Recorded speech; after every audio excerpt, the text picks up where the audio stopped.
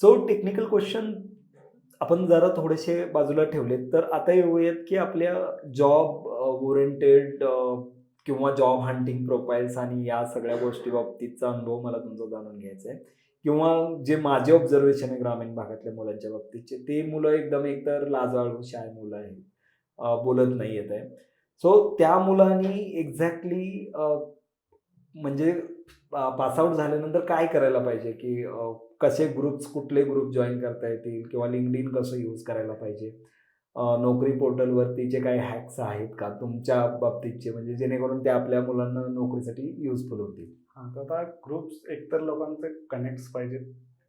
इंडस्ट्रीमध्ये काम करणाऱ्या लोकांबरोबर कनेक्ट्स पाहिजेत. तुम्ही असा विचार करू नका, की माझा कनेक्ट सीईओ बरोबर पाहिजे. भलेही तो 1 वर्षापूर्वी तुमचा लागलेला मित्र असो, त्याच्या मित्रांचे मित्र असो, त्यांना तुम्ही LinkedIn प्रोफाइल तुमची 100% बनवा.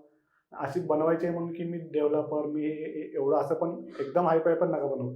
जे तुम्हाला गोष्टी माहीत आहेत त्या बनवा. त्यांच्याबरोबर कनेक्ट करा. जॉब मार्केट, आयटीचं जॉब मार्केट तर असं असतं, की 70% रेफरन्स जे असतं, 30% ओपन असतं. जे तुम्हाला नोकरीवर दिसतं ते.